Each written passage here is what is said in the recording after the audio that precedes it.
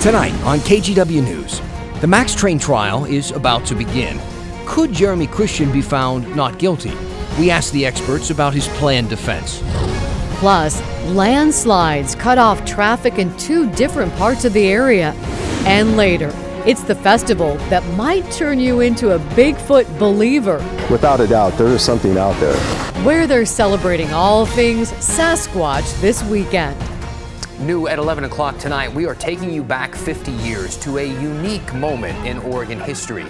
This music festival, called Vortex 1, drew crowds to Clackamas County, but its real purpose was to draw protesters away from Portland. Now organizers want to relive the moment. Our Catherine Cook shows us why.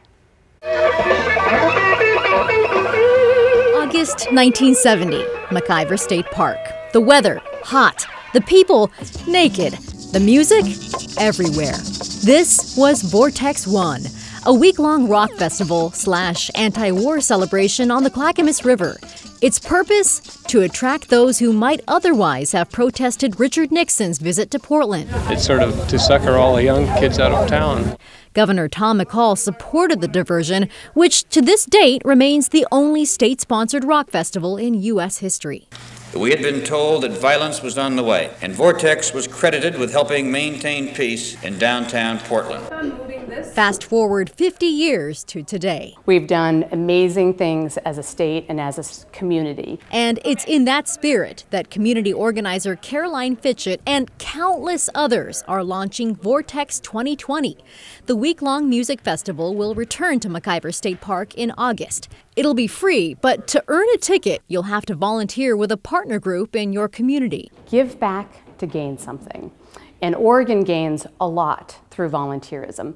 And we're hopefully going to inspire more Oregonians to be involved in their local communities and nonprofit projects. I feel like that's a huge thing. Boca Hayes is a Portland hip-hop artist. He's one of several musicians set to perform at Vortex 2020.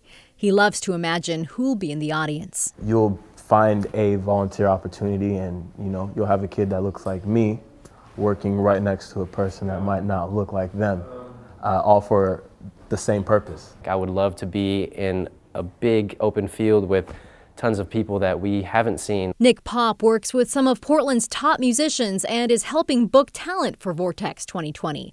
Just a few acts are public right now. The Dandy Warhols, Gus Van Sant, and Pink Martini among them. But when the festival returns to McIver State Park, you can count on this. We're all sharing the commonality of just the joy of music. And we'll have to wait until February 14th to learn the full concert lineup. That is Oregon's birthday. I can't wait to hear who else plays. Didn't you guys just love that KGW archive video? Oh, yeah, it's so fun. In fact, the gentleman you heard from at first, Ron Schmidt, he was a former communications aide to Governor Tom McCall. And he quipped that this was a state-sponsored pot party and that there was one injury, a Clackamas County Sheriff's deputy who got whiplash from looking the other way. Imagine what this year's concert's going to be like. Pot party was serious business back then. Nowadays, people go, pot party, okay. Looking forward to it. Thank you, Catherine. In other news tonight, in a traffic alert, one lane of West Burnside will stay closed through the weekend following a landslide. The eastbound lane is expected to reopen Monday. The slide happened between Barnes and Skyline Roads. PBOT tells us this is the largest slide on a city street in about 2 years. City crews were out all day cleaning it up and building a retaining wall on the hillside. A bigger landslide still has State Route 4 closed in southwest Washington. This is cut off Wahkiakum County, and officials think this will be a lengthy closure.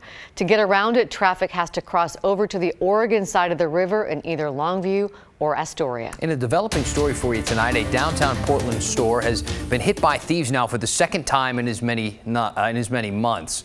Nkosi is a clothing store near Southwest 2nd and Harvey Milk Street. You may remember we did a story with this guy previously. The shop's owner moving to Portland from West Africa 3 years ago. He uses African fabrics to custom tailor one-of-a-kind pieces at his store. His window, you can see there, was smashed back in December. Then again, it happened this morning. He came home, he came to the business, he found broken glass everywhere, and he found jewelry and clothing gone. 2 months is too much for me, and All day, I didn't do anything because I was confused. What's going on? Can I close the business? What happening? I don't know.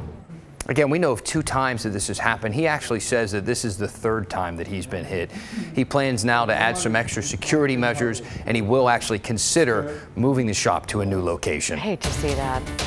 The trial for Max attack suspect Jeremy Christian begins next week. He's pleading not guilty by reason of mental disease or defect. Basically, Christian's lawyers plan to argue he couldn't have fully known what he was doing or appreciated what he was doing was a crime.